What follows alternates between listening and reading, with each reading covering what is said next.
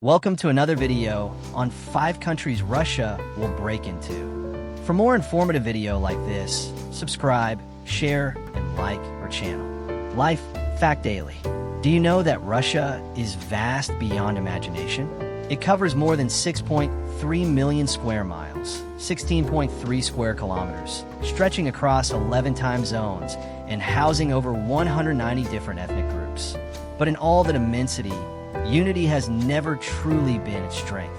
Today, many analysts warn that the cracks in this giant could widen so much that Russia itself may not survive the coming decades in its current form. Russia might break up into 5 countries. 1. Siberia claiming independence with its vast resources. 2. The Far East aligning with Asia. 3. The North Caucasus celebrating separation despite instability. 4. The Volga-Urals forming a new republic. 5. And European Russia left behind, diminished, holding nuclear weapons, but little else. At that point, Russia would be a shadow of its former self, perhaps surviving under foreign influence, or perhaps collapsing into chaos. The outcome would depend on diplomacy, global interests, and whether restraint could hold back the most dangerous weapon of all, its nuclear arsenal. Travelers who have crossed the country often describe Russia as feeling less like one nation and more like dozens of small countries stitched together under a single flag. Moscow's glittering luxury streets seem like a different world compared to Dagestan's rugged villages or the frozen expanse of Buryatia. In many of these regions, loyalty is not to Mother Russia, but to ethnicity, religion, and community. The Russian Federation is made up of 83 federal subjects, 21 of which are republics that often have their own dominant ethnicity and official language. Many of these regions carry proud traditions of resisting Moscow's control. While Moscow functions as Russia's brain, commanding science, technology, military, and economy, it has never truly controlled the heart of the nation. The war in Ukraine and the heavy sanctions that followed have fueled these old grievances. Many communities have been angered by being used as cannon fodder, sent to die for a central government that historically oppressed them. Take Chechnya as an example. Although it is legally part of the Russian Federation, its relationship with Moscow has long been hostile. Conflict with the central government dates back to the days of the Russian Empire, continued under Stalin, and escalated during the bloody wars of the 1990s and the insurgency of the 2000s. Chechnya briefly enjoyed independence during the chaos after the 1917 Russian Revolution, only to be forced back into the Soviet Union under Lenin. In the 1940s, Stalin accused the Chechen people of collaborating with Nazi Germany, resulting in mass deportations where families were crammed into cattle cars and abandoned in Siberia and Central Asia. In 1991, as the Soviet Union collapsed, Chechnya declared independence once again. But just 3 years later, the Russian military invaded. The First Chechen War, 1994 to 1996, left tens of thousands of civilians dead, 500,000 people displaced, and Grozny reduced to ruins. Human rights groups accused Russian forces of looting, torture, indiscriminate bombings, and targeting civilians. The Second Chechen War, 1999 to 2009, brought even more destruction. Today, official propaganda in Chechnya highlights reconciliation and prosperity, but beneath the surface lies deep resentment. Putin has kept control there through Ramzan Kadyrov, son of pro-Kremlin leader Akhmat Kadyrov. Ramzan governs Chechnya like his private kingdom and is one of Putin's most loyal allies. But his rule would likely collapse if Putin himself were removed. And Chechnya is not alone. Tatarstan, a wealthy republic in the Volga region, has no bloody history with Moscow like Chechnya, but still harbors frustrations. During the Soviet era, Tatar language and identity were suppressed, leaving generations bitter. For a time, it looked like Tatarstan might break free, but Putin's centralization of power crushed that movement. Many Tatars continue to feel closer to Central Asia and Turkey than to ethnic Russians in Moscow. Dagestan adds another layer of complexity. Their martial traditions, such as wrestling and mixed martial arts, are more than sport. They are identity. Fiercely proud of their faith, especially Islam, and protective of their families, Dagestanis are culturally far removed from Moscow's influence. The indigenous peoples of Siberia, in Tuva, Buryatia, and Yakutia, also often feel no connection to Russian identity. Yet when the Ukraine war began, these communities were heavily conscripted, while elites in Moscow and St. Petersburg largely escaped frontline service. Many young men resented dying for leaders they had never elected, fueling more protests. By 2022, demonstrations erupted across Chechnya, Dagestan, and the North Caucasus as mobilization orders spread. These protests weren't just about the war, they were about centuries of oppression, cultural erasure, and exploitation. The Federation, already fragile, began showing new cracks. Siberia is one of the largest pieces of this fragile puzzle. It makes up 77% of Russia's territory, but only about a quarter of its population. More importantly, it holds most of the country's natural resources: oil, gas, timber, and metals. Despite this, the wealth it generates rarely stays local. About 70% of Russia's GDP comes from European Russia, and 71% of national spending is poured back into that smaller western portion of the country. For Siberians, this means they produce the riches while Moscow keeps the rewards. No wonder discussions of a Siberian republic have circulated for years. When activists called for independence marches in 2014, Moscow cracked down, branding it extremism. Officials even accused foreign interference, pointing to supposed remarks by Condoleezza Rice and Madeleine Albright about Siberia being too big for one state to own, though both denied ever saying it. The Kremlin spread these stories anyway, fueling paranoia. If Russia loses its war in Ukraine or spirals into economic collapse, Siberian elites could decide enough is enough. They might draft independence declarations, flags, and budgets, backed by eager Western investors hoping to gain access to oil and gas. The Kremlin might attempt a bloody crackdown, but global pressure and sanctions would make it risky. An independent Siberia would inspire other regions. The Far Eastern Republic, rich in resources and closer to China, Korea, and Japan than Moscow, might follow. For years, its trade has leaned eastward, and Beijing could swoop in with infrastructure, money, and pipelines in exchange for access to ports and minerals. Japan and South Korea would join too, turning the region into a geopolitical prize. In the North Caucasus, places like Dagestan, Ingushetia, and Chechnya would likely celebrate the chance to finally break free. These regions have fought wars, buried generations, and suffered Moscow's rule for centuries. Independence would be popular, though instability and power struggles among local warlords could cause chaos, giving foreign powers excuses to intervene. Further west, the Volga-Urals region, including Tatarstan, Bashkortostan, Chuvashia, Mariel, Mordovia, and Udmurtia, could unite into a Volga-Ural republic. Rich in energy and culturally closer to Central Asia and Turkey than to Moscow, it could become a strong, independent bloc backed by outside allies. That would leave European Russia weakened and gutted. Most of its energy resources would be gone, snapped up by Siberia, the Far East, and the Volga-Urals. Ordinary citizens would face poverty and brain drain, while oligarchs fled abroad. Moscow would be left with cultural heritage, but little power. The most dangerous issue, however, will be nuclear weapons. Most of Russia's nuclear arsenal and command systems are in European Russia. If the state collapses, the world faces the nightmare of unstable leadership controlling thousands of warheads. The West would push for disarmament, but no Russian leader would give up the last bargaining chip without major guarantees. China, of course, would take advantage.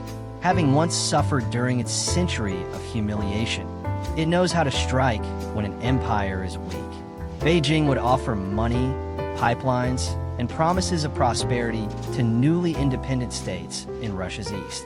Japan, South Korea, and Western nations would follow if Russia were to collapse. The global shockwaves would not stop at its borders. The disintegration of the world's largest country would reshape geopolitics, economics, and security in ways not seen since the fall of the Soviet Union. But unlike 1991, the stakes today are even higher. The European Union and NATO would face an immediate security crisis. Countries like Poland, the Baltic states, and Finland already view Moscow as a threat. A fractured Russia could unleash waves of instability across their borders. Refugees fleeing chaos, black market weapons pouring out, and extremist groups seizing the vacuum. NATO would be forced to mobilize, not against a single opponent, but against a patchwork of unstable mini-states. Meanwhile, China would act quickly and decisively. Beijing has long eyed Siberia's resources, from oil and natural gas to timber and fresh water. In the short term, China might quietly support separatist movements in the Russian Far East, offering trade deals, infrastructure, and even military protection. Cities like Vladivostok could shift their economic orientation almost overnight, becoming gateways for Chinese influence in the Pacific. For Central Asia, the breakup would be both a risk and an opportunity. Kazakhstan, Kyrgyzstan, Uzbekistan, and Turkmenistan have cultural and historical ties to regions like Tatarstan and Bashkortostan. A week in Moscow would no longer dominate them through the old Soviet-style grip. Instead, Turkey could step in, promoting its Turkic world vision, uniting Turkic-speaking regions across the Volga and Central Asia into an economic and cultural alliance. Ankara has already invested heavily in these links, and a fractured Russia would give it room to expand. The Middle East would also feel the aftershocks.